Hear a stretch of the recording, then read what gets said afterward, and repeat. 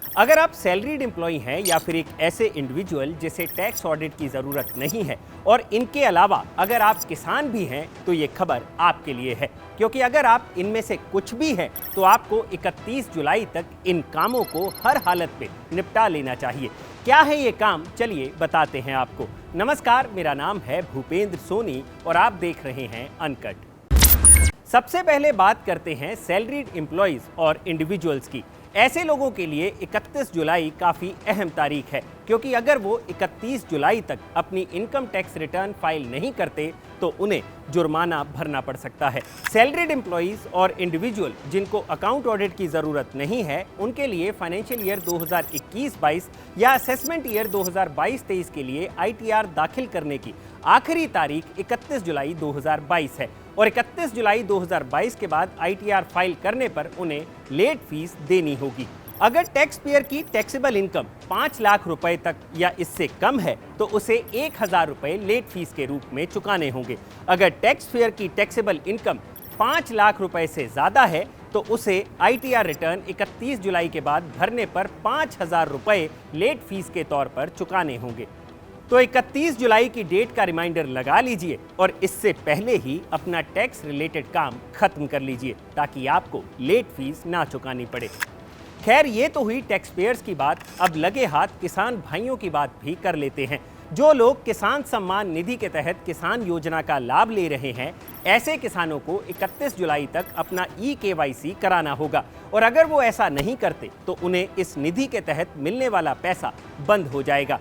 अब लगे हाथ ये भी जान लीजिए कि ये eKYC आखिर करना कैसे है।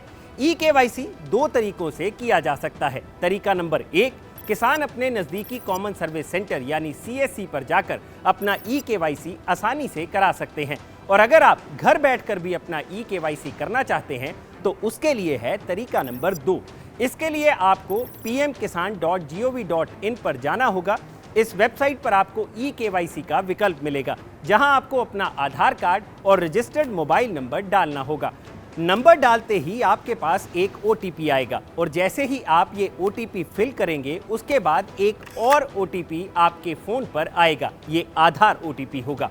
आधार OTP दर्ज करते ही आपके eKYC की प्रक्रिया पूरी हो जाएगी। 31 जुलाई की तारीख उन किसानों के लिए भी ज़रूरी है जो प्रधानमंत्री फसल बीमा योजना के लिए खुद को रजिस्टर करना चाहते हैं।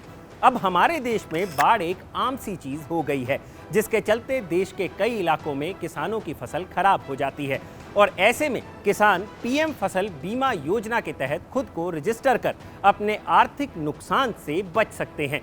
इसके लिए भी खुद को 2 तरीके से रजिस्टर करवाया जा सकता है।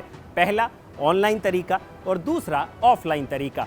ऑफलाइन रजिस्ट्रेशन के लिए किसान अपनी नज़दीकी बैंक शाखा, सहकारी बैंक समिति, जन सेवा केंद्र, अधिकृत बीमा कंपनी से संपर्क कर सकते हैं और अगर ऑनलाइन रजिस्ट्रेशन कराना है तो उसके लिए pmfby.gov.in पर आवेदन कर सकते हैं।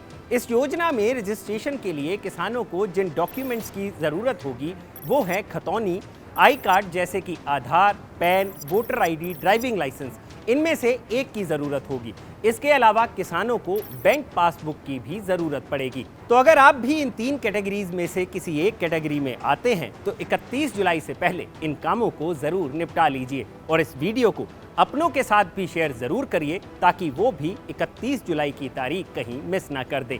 और हाँ, अनकट को प्यार देते रहिए।